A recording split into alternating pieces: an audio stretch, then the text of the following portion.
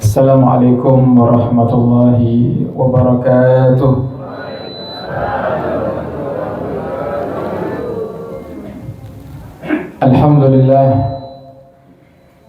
Alhamdulillahilladzi bi ni'matihi tatimmus shalihat. Wassalatu wassalamu ala sayyidis sadat sayyidina wa habibina wa syafi'ina wa qurrati a'yunina wa nuri qulubina maulana Muhammad khairil bariyat wa qudwatil qadat wa ala alihi wa sahbihi al-anjumiz zahirat. Subhanaka la ilma lana illa ma 'allamtana innaka antal alimul hakim. Rabbi shrah li sadri wa yassir li amri wahlul 'uqdatam min lisani yafqahu qawli bijahin nabi wa sahbi wal ali. Dusturukum ya ahlad darab, dusturukum ya ahlan naubah, dusturukum ya ahlal hilli wal aqad. Amma ba'd. Yang kami hormati dan kami muliakan guru kita bersama, beliau Romo Kiai Haji Ahmad Kusairi, yang semoga Allah berikan kepada beliau umur yang panjang dalam ketaatan serta sehat walafiat, dan Allah kabulkan hajat-hajat beliau sekeluarga, hajat dunia, hajat akhirat, amin ya rabbal alamin.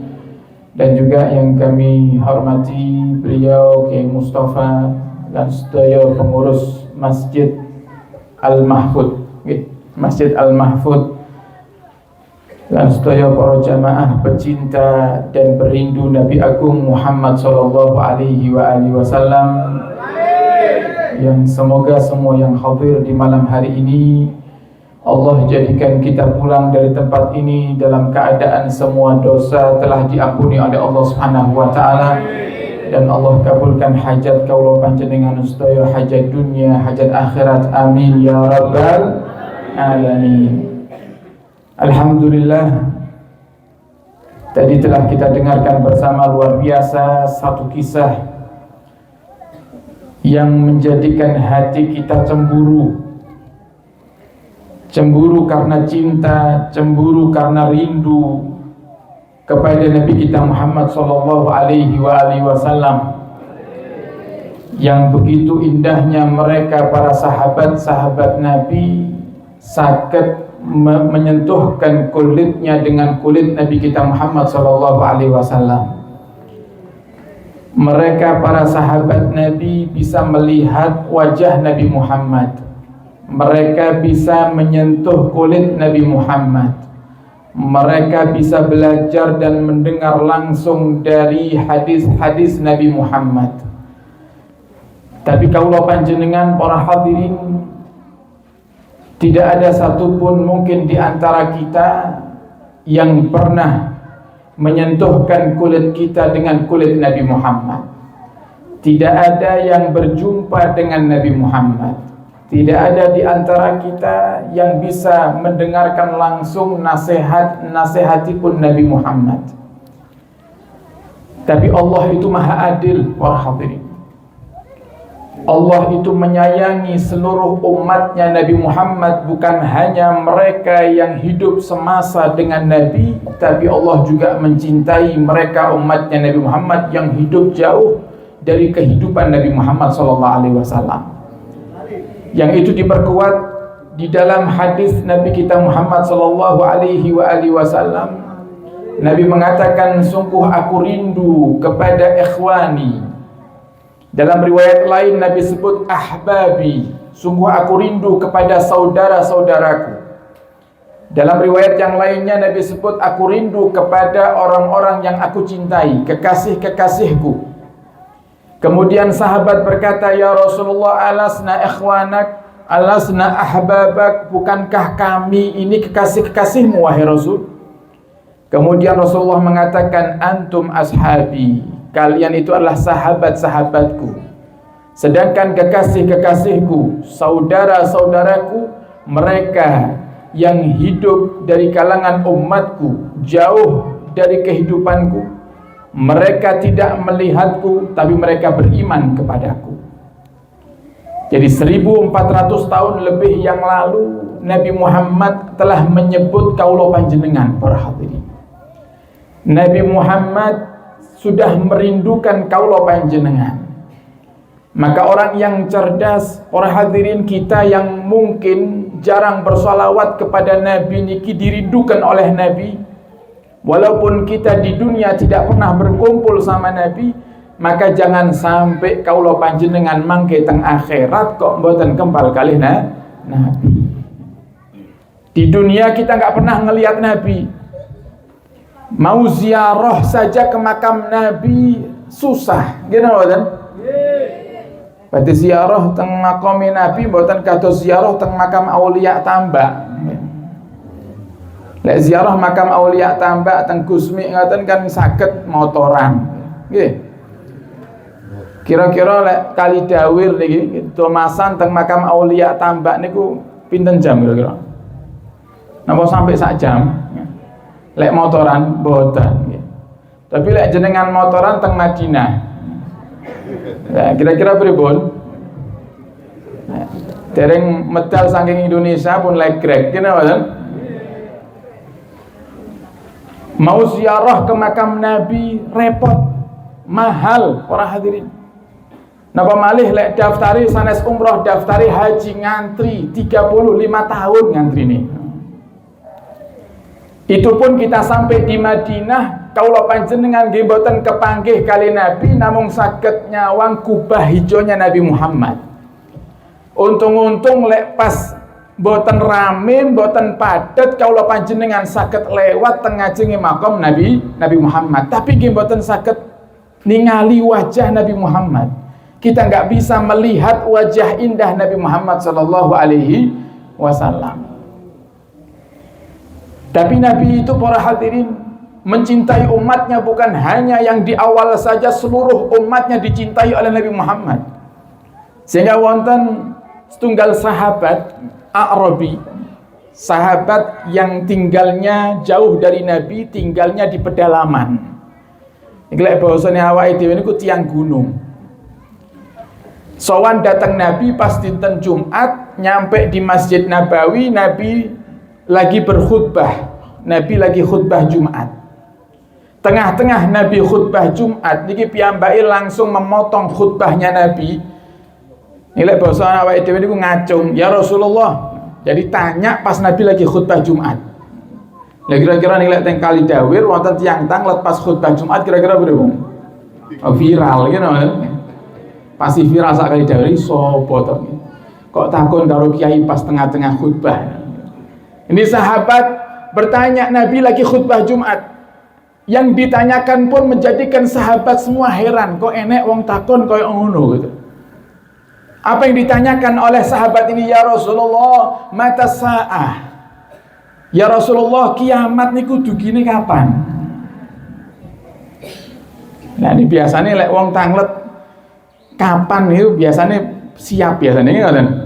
Nah, jenengan tanglet datang Kyai Mustafa. Yai maulutan teng Masjid Al Mahfud kapan? Biasanya tiang sing tanglet kapan siap nyumbang biasanya. Gitu kan?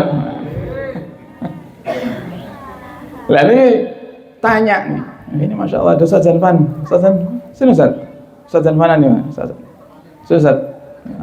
tak kita Ustaz, betul Ustaz, kita Ustaz. Ini sahabat saya nih Ustaz Zanfanan nih, masya Allah Ustaz, mana Ustaz? Nah ini sahabat tanya, ya Rasulullah kiamat niku kapan? Kemudian Nabi bertanya kembali kepada sahabat itu. Jadi Nabi dengan sabarnya para hadirin lihat cerita. Cara awake dhewe kok ditangleti pas tengah-tengah khutbah pasti wajah kita sudah berubah, gitu ngoten. Ki wong takon kok ndak ngerti nggon gitu. Iya ngoten. Enggak ngerti tempat. Nabi Muhammad enggak diladeni sama Nabi dengan sempurna, dengan akhlak yang baik. Nabi katakan, "Ma'adatta laha." Kamu tanya kapan datangnya kiamat, memang apa yang sudah kau persiapkan untuk menyambut hari kiamat itu? Kemudian Nabi kita sahabat niku menjawab, ya Rasulullah kula mboten gadah napa-napa. Yang saya punya, modal yang saya punya hanya cinta kepada Allah dan cinta kepadamu ya Rasul. Namun cinta mawon wahai Rasul. Kemudian Nabi Muhammad menjawab, al-mar'u ma'aman ahab. Kalau begitu manusia itu akan dikumpulkan bersama orang-orang yang dia cintai. Nah, terus para hadirin, beliau tadi Kiai Haji Ahmad Husairi menceritakan tentang sahabat Ukasah yang mendapatkan bisyarah, kabar gembira langsung dari Nabi. Sinten tiang sing kepingin melihat orang yang tidak akan tersentuh oleh api neraka, maka lihatlah sahabatku Ukasah ini. Karena sebab kulitnya bersentuhan dengan kulit Nabi Muhammad. Lah kaulah panjenengan para hadirin untuk menyentuhkan kulit susah. Mimpi mawon ge susah, gitu kan? Kepingin mimpi Nabi lah kok malah mimpi setan, gitu kan? Mau mimpi Nabi pun gak ada cita-cita, sebelum doa, sebelum tidur pun donga awake dhewe niki, ya Allah. Arina wajhar Rasul fil manam, ya Allah, tampakkan wajahnya Rasulullah di dalam mimpi kami. Lah sing muncul malah bukan Rasul. Kenapa? Karena bukan waktunya, atau mungkin karena dosa kita yang banyak, sehingga kita tidak bisa melihat Nabi kita Muhammad sallallahu alaihi wasallam. Tapi para hadirin, ada satu cara. Walaupun kita tidak bisa menyentuhkan kulit kita dengan kulit Nabi Muhammad, tapi kita punya hati. Diceritakan ada satu kejadian para hadirin, sahabat-sahabat Nabi niku maringi hadiah Nabi mimbar baru. Kemudian ketika khutbah, Nabi menggunakan mimbar yang baru itu. Tengah-tengah khutbah lah kok ternyata terdengar suara tangisan. Wonten sing nangis. Sehingga Nabi berhenti berkhutbah. Ternyata para hadirin, suara tangisan itu muncul dari pohon kurma.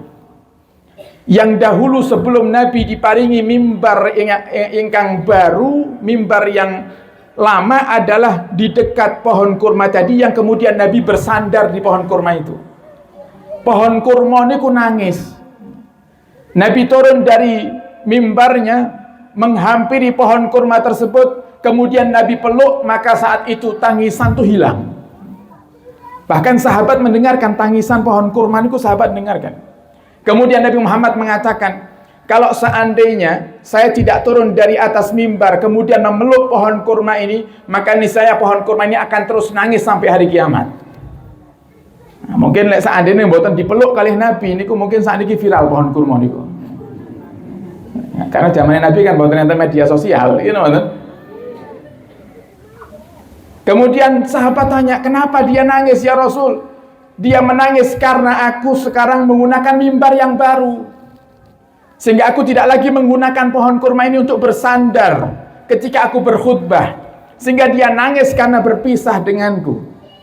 Begitu aku memeluknya dan membisikkan sesuatu kepadanya, pohon kurma ini berhenti nangis.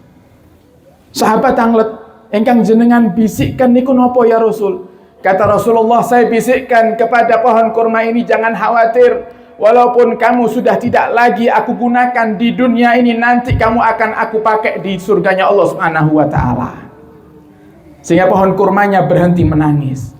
Yang jadi pertanyaan nih para hadirin, pohon ini mboten gadah hati, gak punya hati.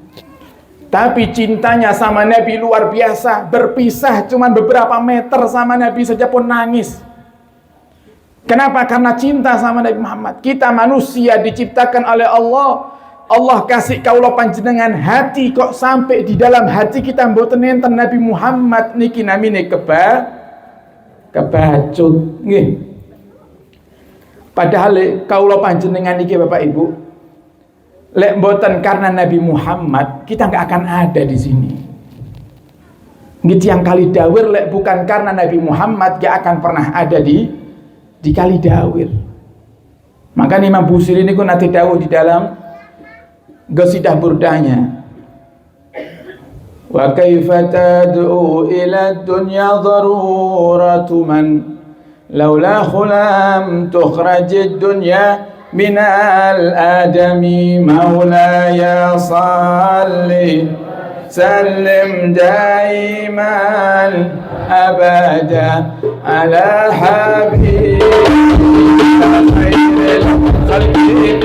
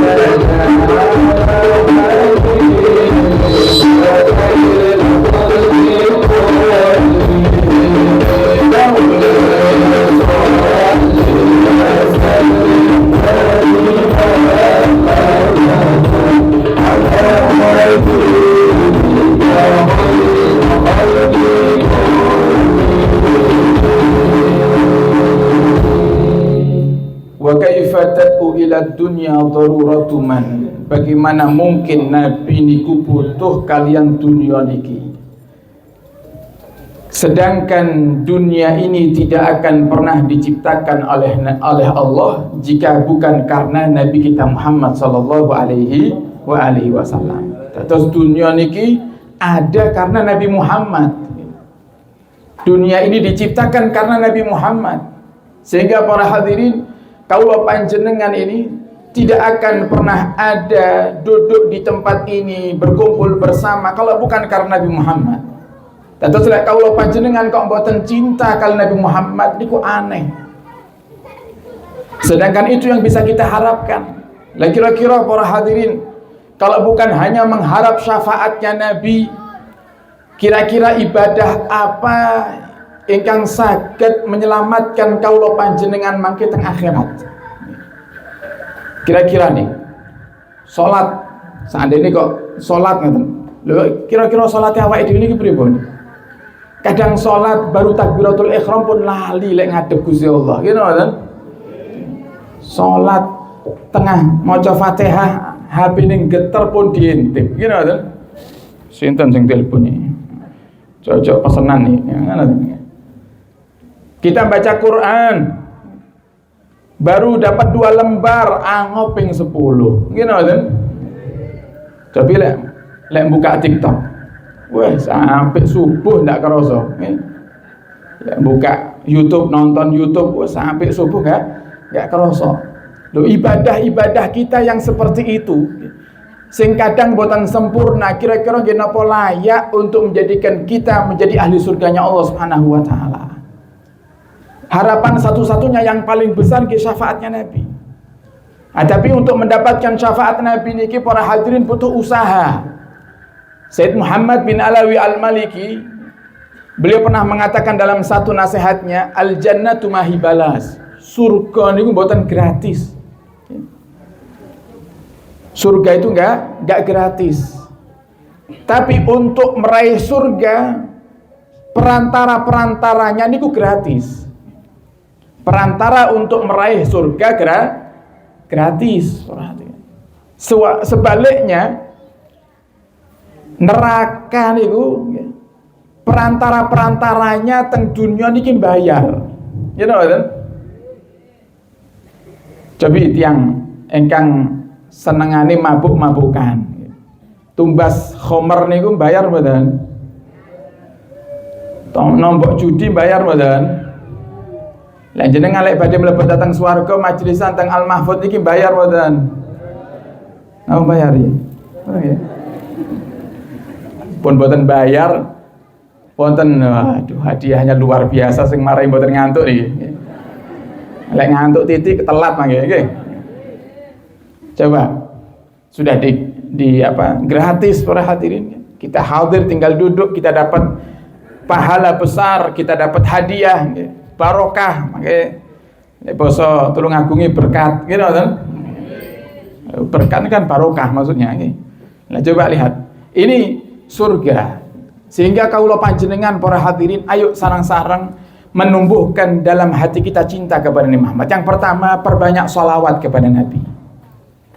Jangan sampai wonten setunggal dinten mawon ingkang terlewat kaula panjenengan boten sholawat kepada Nabi. Eman-eman para hadirin. Sholawat itu kunci segala macam kesuksesan. Kalau kita kepingin rizki kaula panjenengan lancar para hadirin, banyak amalan. Nabi nanti dawuh man qara'a waqi'ah, man qara'a surat al-waqi'ah fi lailatin, siapa orang yang membaca surat waqi'ah di waktu malam, maka lam yusibhu faqah abada, kama qala Nabi, dia tidak akan pernah tersentuh kefakiran selamanya. Nabi dawuh sinten tiyang sing rutin istiqomah mau surat waqi'ah setiap malam, maka dia tidak akan pernah kefakiran, gak akan pernah kekurangan.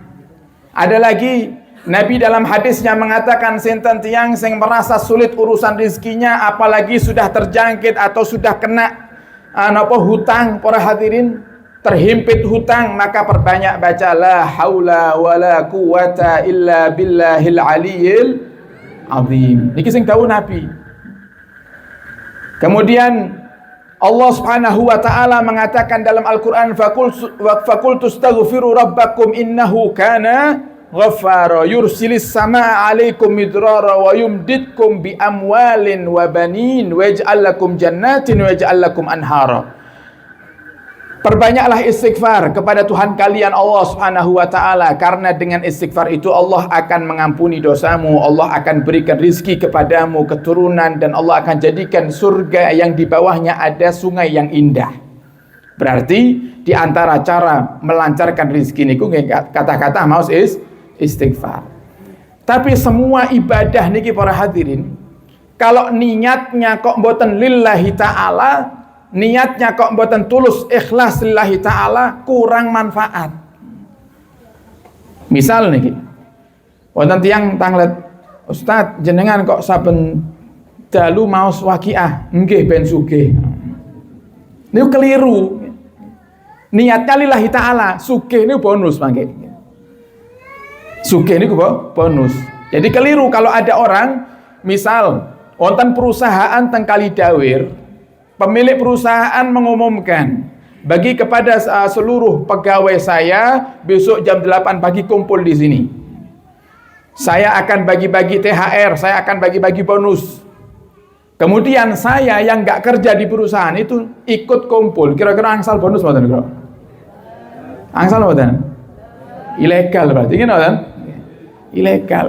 Kenapa? Karena saya belum masuk ke dalamnya. Saya belum resmi menjadi pegawai di perusahaan itu. Nah, sama para hadirin, ibadah niku niat riyen lillahi ta'ala. Nah, tapi wonten setunggal ibadah niku, mau niat gak niat, ikhlas gak ikhlas, riya atau tidak riya, khusuk napa mboten khusuk, pasti diterima oleh Allah Subhanahu wa taala. Yaitu salawat kepada Nabi Muhammad sallallahu alaihi wasallam. Makanya wonten setunggal syair biasanya dibawakan oleh munsidun, para vokalis hadrah, adimis salata ala nabi Muhammadi faqabuluha hatmun biduni taraddudi. Perbanyaklah salawat kepada Nabi Muhammad, karena diterimanya salawat niku pasti. Jadi nggak ada ceritanya salawat ditolak yang mboten enten. Kenapa? Karena Nabi Muhammad, untuk memuliakan Nabi Muhammad. Ini basa kasare para hadirin, lek wonten tiyang Kalidawir keliling-keliling teng domasan iki mbeto tasbih sing paling ageng dhewe sak domasan nggih. Tasbih saka biji salak misalnya nggih. 100 biji dikalung nih keliling domasan maca selawat. Niatnya apa? Ben tiyang domasan sedaya semerap lek piyambake ahli selawat tetap diterima sama Allah Subhanahu wa taala. Coba lihat. Kenapa? Karena Nabi Muhammad. Karena Nabi Muhammad sallallahu alaihi wasallam. Tapi kalau a'maluna, sedangkan amal ibadah kaula panjenengan selain sholawat, bainal qabuli wa raddiha, antara diterima dan ditolak oleh Allah Subhanahu wa taala. Sing diterima namung illa sholata ala Nabi Muhammad, kecuali sholawat kepada Nabi Muhammad. Sehingga ayo para hadirin perbanyak sholawat kepada Nabi. Sholawat kepada Nabi itu nggak harus kalau panjenengan duduk para hadirin di atas sejadah, jenengan aktivitas teng sawah, teng kebun, engkang dagang teng pasar, coba sholawatan.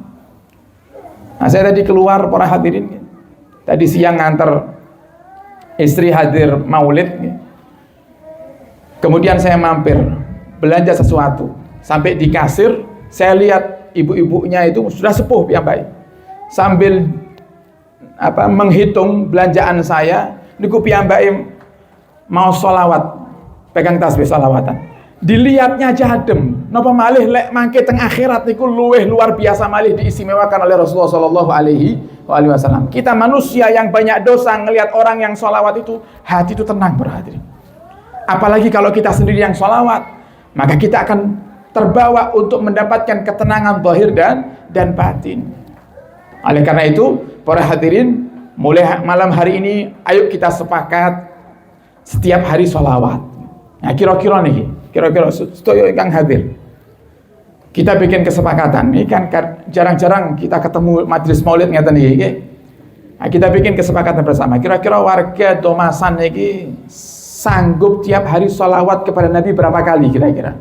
Nah, kita bikin kesepakatan bersama para hadirin. Mangke kula nggih ngamalne, jenengan nggih ngamalne ngaten nggih. Mangke sing nyatet ben malaikat nggih. Mangke lek enten sing bujuk ternyata kok wah ini pun sepakat tapi kok mboten ngamalne niki. Mangke kersane malaikat sing nyatet nggih. Nah, kita ambil angka yang paling tertinggi. Seandainya sehari 1000 kali sanggup napa mboten? Sing jawab 10 nggih. Dereng sedoyo. Maka lek dereng sedoyo nggih mboten sepakat berarti. Sepakat kan semuanya setuju baru diputuskan gitu. Di korting, di diskon 50%. Berarti berapa? Sehari 500 kali sholawat sanggup nawadan. Nah, tapi enten sing dereng jawab tasian. Ini sing dereng jawab nih, mirangaken apa tilem. Kurangi lagi. Sehari minimal, lebih dari itu alhamdulillah. Minimal 300 sanggup nawadan. Sanggup nggih? 300 Bapak Ibu nggih? Saya ngamalkan jenengan ngamalkan sepakat nggih? Sholawatin apa Bib? Ndak usah sing dawa-dawa. Shalawat Ibrahimiyah umumat, gitu mboten? Shalawat Ibrahimiyah sing jenengan waos pas tahiyat terakhir lho. Wah dawa paling nggih sedinten rong dinten nggih. Nah, bubar, gitu mboten? Shalawat sing paling singkat mawon. Karena kita masih pemula, ibarat lari sekolah niku awake dhewe tasik napa? PAUD nggih. Nah, tasik Pak? PAUD lari PAUD kok jenengan ajari fisika nyambung mboten ya kira? Mboten nyambung. Nah, kita pakai para hadirin sholawat yang paling singkat, sholawat Jibril. Sholawat yang paling mudah niku. Bunyinya sallallahu ala Muhammad. Sallallahu ala Muhammad. Lek kepengin disempurnakan sallallahu alaihi Muhammad sallallahu alaihi wasallam. Seandainya kok kepanjangan pakai sallallahu alaihi Muhammadnya saja. Oh, kok mboten damel Sayyidina? Lah kan lari PAUD, gitu kan? Mangke lek pun minggah SD nggih tambahi Sayyidina nggih. Mangke nek enten sing negur, "Ah, Habib Hasan ngajari sholawatan mboten damel Sayyidina." Lah kan kalau masih anak-anak kan ngoten para hadirin masih pemula. Nggih mboten napa-napa, tapi mboten kok kita ini kurang ajar sama mboten niat dalam hati, ya Allah, kula mboten damel Sayyidina niki mboten kok kurang ajar kali Nabi Muhammad mboten. Tapi ngelatih diri kersane istiqomah riyen ya Allah. Mangke lek pun istiqomah ya Allah, saya akan tambah Sayyidina. Saya akan tambah keluarga Nabi, saya akan tambah sahabat Nabi. Allahumma sholli ala Sayyidina Muhammad wa ala ali Sayyidina Muhammad. Sudah naik itu SD, nggih. Mangke MTS tambah lagi Allahumma sholli ala Sayyidina Muhammad wa ala alihi wa sahbihi wa salim. Mangke lek pun kuliah nggih Ibrahimiyah berarti nggih. Nah, kita pemula pakai sallallahu ala Muhammad. Tiap hari 300 kali itu sedikit para hadirin. Luweh suwe lek kawula panjenengan badhe macang status WA niku. Sik ana apa motong videone niku ruwet ngene mboten. Oh, videone dawa iki. Sallallahu alaihi Muhammad gak lama. Insyaallah siap nggih Bapak Ibu nggih. Nah, coba jenengan la istiqamah 40 hari saja. 40 hari istiqamah salawat kepada Nabi Muhammad, insyaallah akan ada perubahan dalam hidup kita. Insyaallah.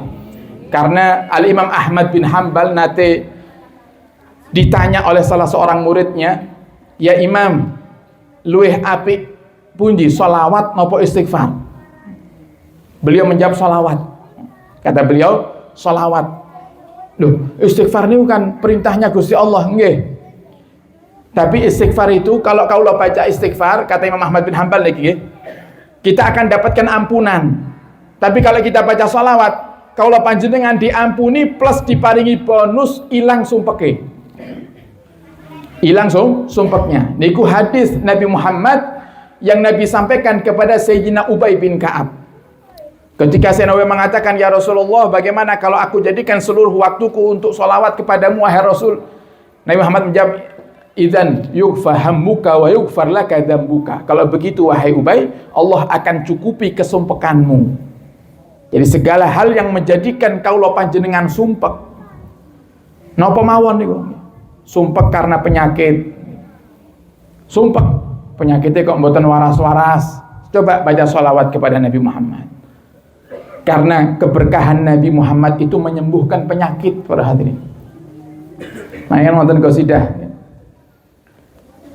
Warikul Mustafa yasfil alila, Allah Allah, wa ainu qatadatin khudha dalila, Allah Allah. Warikul Mustafa, air ludahnya Nabi Muhammad niku menyembuhkan orang yang sakit. Dalilnya sinten? Buktinya siapa? Ainu Qatadah, matanya Sayyiduna Qatadah. Matanya Sayyidina Qatadah niku riyen para hadirin pernah dalam riwayat ketika peperangan, matanya Sayyidina Qatadah itu keluar dari tempatnya, tercongkel. Entah kena pedang nopo kena panah, akhirnya bola mata niki tercongkel, gantung teng pipine. Kesakitan beliau tahan dengan tangannya, lari kepada Nabi Muhammad SAW, sambat kali Nabi, ya Rasulullah, mata saya sakit. Dipegang sama Nabi Muhammad dengan telapak tangan beliau, kemudian diludahi sama Nabi Muhammad. Diludahi sama Nabi Muhammad, dikembalikan ke dalam tempat matanya, dilepas tangannya Nabi Muhammad, matanya Sayyidina Qatadah sembuh total, para hadirin. Ini seandainya Nabi masih hidup, enak tenang. Gini apa? Rumah sakit dokter mata ndak payu, gitu kan? Katarak langsung Nabi Muhammad diusap tok langsung sembuh, para hadirin. Wonten setunggal sahabat kepalanya kena penyakit gatal, lek basa Surabaya korengan. Sampai akhirnya rambutnya niku rontok, datang kepada Nabi Muhammad, sambat, ya Rasulullah, kepala saya sakit sampai rambut saya habis, ya Rasul. Diusap sama Nabi Muhammad, sembuh, para hadirin. Rambutnya tumbuh kembali menjadi sempurna dan bahkan lebih indah daripada sebelumnya. Wonten setunggal tiang kafir datang ke Musailamah Al-Kadzab. Musailamah niki tiang sing ngaku-ngaku nabi di zamannya Nabi. Musailamah ini ngaku-ngaku nabi. Dan berkata orang kafir itu, Musailamah, kalau memang benar kamu nabi seperti Muhammad, tadi saya lihat ada sahabatnya Muhammad sakit di kepalanya, sampai rambutnya rontok, diusap sama Muhammad itu sembuh, wahai Musailamah. Nah sekarang saya juga sakit yang sama, wahai Musailamah. Kepala saya gatel, rambut saya rontok. Kalau memang benar kamu nabi, usap kepala saya, siapa tahu juga sembuh seperti sahabatnya Muhammad. Diusap kali Musailamah, bukan malah sembuh, tambah entek rambutnya. Niku lek basa akidah niku ada satu kejadian yang gharikul adah, di luar kebiasaan nalar atau kebiasaan normalnya manusia, yang kalau diberikan dalam tujuan untuk menghina disebutnya ihanah. Niki cara Allah mengihanah Musailamah Al-Kadzab karena mengaku-ngaku nabi, para hadirin. Mengaku-ngaku nabi. Hai Nabi Muhammad. Dados sedaya napa mawon ingkang berkaitan dengan Nabi Muhammad itu pasti diberkahi oleh Allah Subhanahu wa taala. Nah, sehingga kita kaitkan diri kita dengan Nabi supaya kita dapat keberkahannya Nabi dengan apa, para hadirin? Berbanyak baca sholawat. Insyaallah mugi-mugi kaula panjenengan dadosaken tiyang ingkang ahli sholawat insyaallah. Nah, kemudian yang terakhir, ini sedikit aja yang terakhir. Termasuk cara kita untuk menghibur dan menggembirakan hati Nabi Muhammad, ayo niru-niru akhlakina Nabi. Wau Yai Ahmad Husairi menyampaikan Nabi niku tiyang kang lemah lembut, mboten tahu nyakiti tiyang lintu. Gak pernah nyakitin orang, gak pernah benci sama orang. Makanya Nabi sampai mengatakan dalam hadisnya, dabba ilaikum da'ul umam qablakum. Telah merayap masuk ke dalam diri kalian penyakit orang-orang terdahulu. Napa niku wonten kalih. Yang pertama al-hasad, yang kedua al-baghdha. Yang pertama iri, yang kedua benci. Niki penyakit yang menghancurkan orang-orang dulu, para hadirin, adalah iri dan benci. Karena iri, benci niki para hadirin lek pun melepet datang manah kaula panjenengan akan menjadikan seorang itu hilang akal. Akan jadikan seorang itu hilang akal. Orang tua itu bisa iri sama anaknya. Makanya Nabi wanti-wanti, jangan sampai muncul iri. Orang tua lihat anaknya sukses, kalau orang tuanya iri gak seneng para hadirin. Padahal darah dagingnya sendiri. Kira-kira wonten mboten kata ngoten niku? Ada. Saya katakan ada, bukan saya kok ngarang. Ada satu orang itu nangis-nangis datang ke rumah para hadirin gara-gara anaknya lebih sukses daripada orang tuanya ngamuk. Orang tuanya ngamuk. Sebaliknya nggih wonten. Seorang anak lihat orang tuanya seneng enggak suka.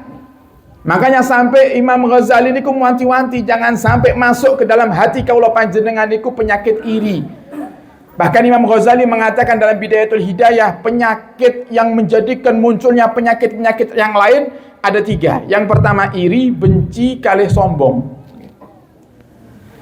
Iri ini para hadirin kalau sudah masuk ke dalam hati kaula panjenengan, maka muncul penyakit-penyakit lain. Contoh nih, kok sampai ada di dalam hati kita iri kepada tetangga. Ngelihat tetangga punya mobil baru, kira-kira hati ini senang apa panas kira-kira? Panas. Anyar montore. Dari iri tadi, suaminya datang. Belum suami itu lepas pakaian, lepas sepatu, lepas sandal. Karena istrinya iri, niku istri langsung nyaut, "Pak, jenengan sawang lho, Pak." Gitu. Montore anyar, Pak. Coba. Montore anyar. Oh iya, Bu, montore anyar. Tapi paling nyolong, Pak. Coba. Gara-gara iri akhirnya fitnah. Gitu kan? Gara-gara iri akhirnya fitnah. Kemudian setelah iri muncul fitnah, muncul benci para hadirin. Muncul benci. Lah kadang ini Gusti Allah para hadirin lek kaula panjenengan iri sama seseorang, Allah niku kepengin apa? Menjadikan Allah itu kepengin semakin menyiksa kita. Dengan apa? Semakin Allah perlancar rizkinya orang yang kita dengki. Kita hari ini iri ngelihat tetangga punya mobil baru, besok tetangga beli motor baru. Besok lusa tumbas kulkas baru. Besoknya lagi beli TV baru, tambah panas. Makanya orang iri itu hatinya nggak akan tenang, perhatian. Orang iri hatinya nggak akan tenang. Begitu juga orang yang benci. Makanya kata Nabi, 2 penyakit niki yang menghancurkan umat-umat terdahulu. Iri sama benci. Nah, contoh nih. Kita niat hadir majelis maulid niki semata-mata ingin menumbuhkan cinta kepada Nabi. Kumpul kalian tiang-tiang soleh-solehah. Tapi karena di hati kita ada kebencian kepada tetangga, hadir majelis maulid di Al-Mahfud para hadirin lah kok ternyata pas jejer karo tangga sing dibenci. Khusuk mboten gara-gara maulidane. Nah boleh ada gara-gara pegel atine. Kok pas pisan sih lungguh neng kene. Coba hatinya sudah berkata-kata panas, nggak betah kiri mulai, gitu kan?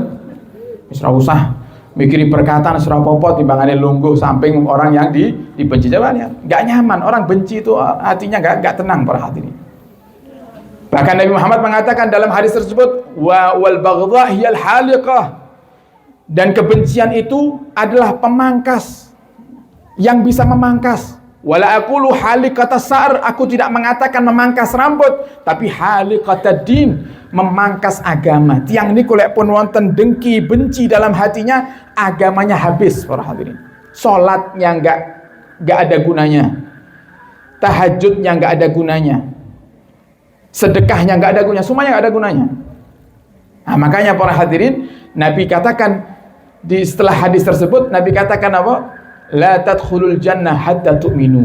Wahai sahabat-sahabatku, wahai umatku, kalian tidak akan bisa masuk surga kecuali jika kalian beriman. Wala tu'minu hatta tahabu. Dan kalian tidak akan pernah bisa beriman kecuali kalian saling mencintai. Ala unabbiukum, dan maukah kalian aku beritahu, idza fa'altumuhu syai'an idza fa'altumuhu tahabbabtum, maukah kalian aku beritahu sesuatu yang jika kalian lakukan maka kalian pasti akan saling mencintai. Sahabat mengatakan, bala ya Rasulullah. Kemudian Nabi menjawab, afsus salam bainakum, tebarkan salam di antara kalian. Nah, dilihat secara letterlek, secara makna kalimat, koyok-koyok kok namung mengucapkan salam mawon, assalamualaikum gitu. Padahal maksudnya Nabi itu panjang, maksudnya Nabi itu luas para hadirin. Afsus salam niku maksudnya apa? Nah, coba ini gambaran tujuan daripada salam nih. Misal nih, kita benci sama tetangga, mboten nyopo pun tahunan para hadirin, bertahun-tahun mboten nyopo, lewat nggih mboten nyopo, mboten salam, mboten salaman. Kok tiba-tiba satu hari kita lewat tetangga niku ngomong, assalamualaikum Pak, kita jawab waalaikumsalam. Itu pasti di hati kita kan berkata-kata niku, kok tumben salami kan ngoten. Ketokane ngajak wawuh ya. Anak kecil kan apa musuhan kan pakai wawuh barang ngoten nggih. Ketokane kok ngajak damai deh, kok mulai salam ya Pak. Ya wis benjing lek ketemu kalau tak salam riyen. Besoknya kita yang ketemu, kita yang salam dulu, assalamualaikum. Akhirnya malah akor, malah damai para hadirin. Coba lihat, tujuan salam niku mboten kok namung mengucapkan salam aja, tapi tujuannya adalah untuk menebarkan kedamaian, menebarkan keselamatan. Sehingga ayo para hadirin, kita ikuti akhlaknya Nabi. Minimal mboten wonten kedengkian dan kebencian dalam hati kita kepada siapapun. Tapi piyambake ustaz sing garai, piyambake sing seneng ngrasani kula, piyambake sing seneng fitnah kula. Kalau jenengan para hadirin kok nggak mau dirasani orang, nggak mau difitnah orang, nggak mau diganggu oleh orang lain, jenengan jangan tinggal di dunia. Karena dunia ini para hadirin ada 3 yang nggak bisa kita hindari. Pasti kita akan mendapati 3 hal di dunia ini. Yang pertama, omongan orang. Oke. Jenengan dados tiyang ingkang paling soleh-solehah sak domasan, tetep panggah wonten tiyang sing ngrasani. Gitu mboten? Dunia ini Nabi mawon dirasani kok.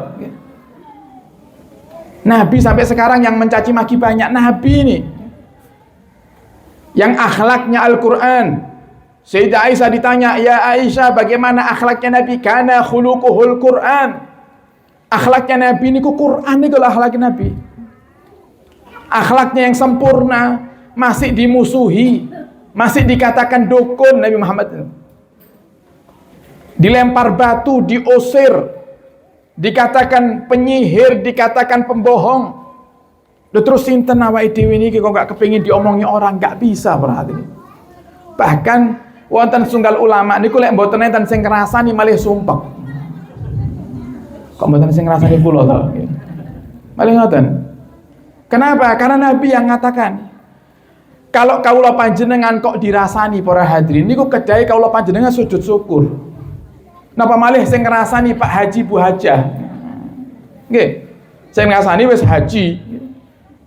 Kedai jenengan sujud syukur. Kenapa? Orang yang ngerasani itu para hadirin, pahala kebaikannya semuanya tanpa terkecuali semuanya Allah berikan kepada yang dirasani. Jadi kalau kita yang dirasani, sing ngrasani awake dhewe niku tahajud, nggih salat, nggih haji, nggih sedekah, semuanya diberikan kepada kita sama Allah Subhanahu wa taala. Mangke kok tasik dereng adil, dosane awake dhewe ditransfer kali Gusti Allah datang piyambake. Sehingga isinya kita itu hanya pahala, dosa pun telas. Karena apa? Karena dirasani. Nah, tapi kan prakteknya kadang lek awake dhewe krungu wonten tiyang ngrasani, kaula panjenengan malih dilabrak ngene mboten. Diparani lek iso nggo warit ngene mboten. Aku kudune nggih malah terima kasih, alhamdulillah Pak, jenengan kok ngerasani kula matur sembah nuwun, kudune ngoten. Kenapa? Pahala kita banyak, nah, sehingga yang pertama yang nggak bisa kita hindari adalah omongan orang. Yang kedua, para hadirin, masalah. Dunia ini tempatnya masalah. Panggone masalah. Coba, saya orang Karangrejo, jenengan tiang Kalidawir. Saya tanya jenengan nih, jenengan tiang Kalidawir nih, coba ada nggak yang hadir di malam hari ini seumur hidup boten pernah menemui masalah, enten?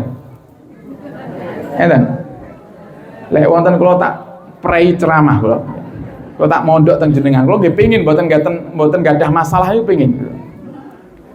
Nggak ada, nggak mungkin. Kenapa ini dunia? Berarti satu-satunya tempat yang tidak akan ada orang yang ngerasani kaula panjenengan, kita nggak akan diberi masalah oleh Allah, cuma satu, surga. Mangke lek wonten tiyang bib kula niki kok saben dinten wonten mawon masalah. Nyaur utang lah kok malih utang malih gitu. Urung lunas sing niki nambah malih. Pripun carane bib? Saya hidup tanpa masalah.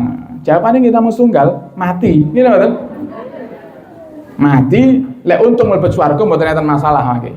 Maka dari Imam Abu Yazid Al-Bustami, para hadirin ditanya, sama muridnya, wahai Imam, saya sudah nggak betah tinggal di kampung saya. Tetangga saya semuanya suka nyakitin hati. Lek ngomong nyelekit, lek ngomong bikin hati saya tersinggung, suka ngerasani, suka fitnah. Berikan kepada saya arahan tempat yang jika saya tinggal di situ saya nggak akan temui orang-orang yang zalim. Kata Imam Abu Yazid Al-Bustami, ya saya melok. Diajak saya Imam Abu Yazid Al-Bustami, diajak ke mana? Kuburan. Pun jenengan tinggal mriki, insyaallah mboten enten tiyang sing bakal ngrasani jenengan. Tunggu di kuburan teng mriki tebih mboten. Nggih wangsul njobi jenengan semalam mawon nggih. Nginep teng kuburan, insyaallah mboten sing ngrasani jenengan.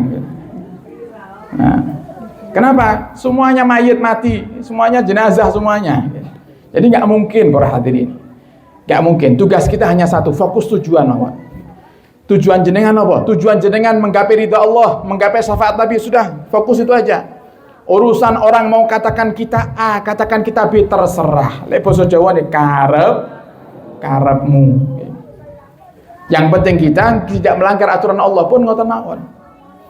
Karena kita kalau mikiri omongan orang, itu namanya kita malah mendatangi masalah, para hadirin.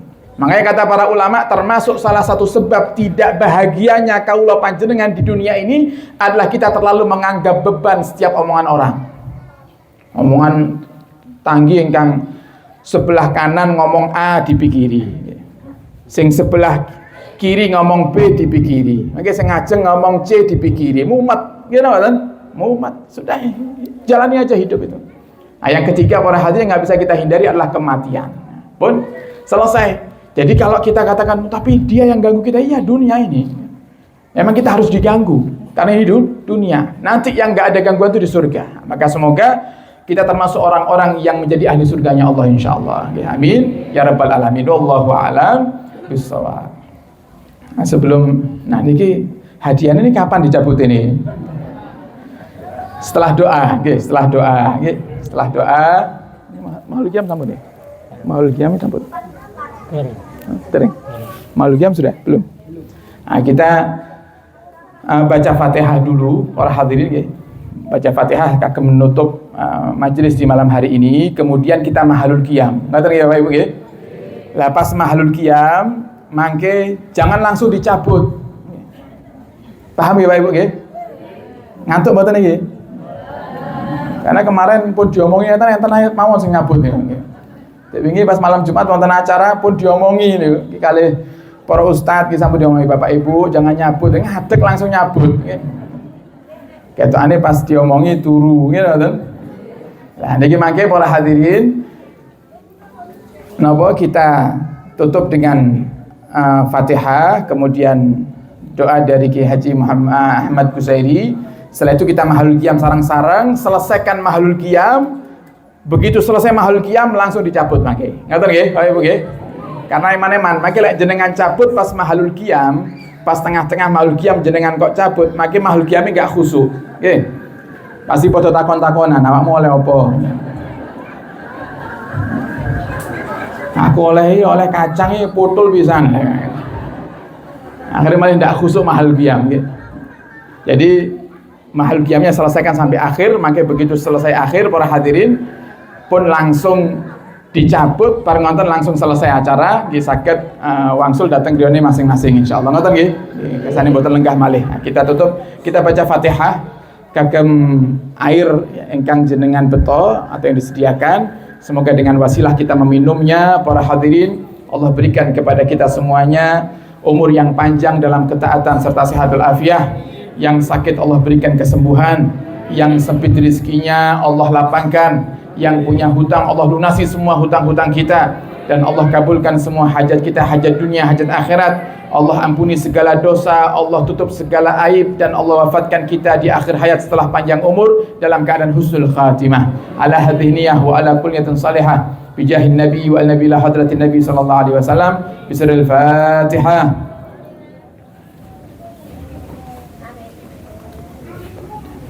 Dan doa terakhir dari beliau Romo Kiai Haji Ahmad Husairi.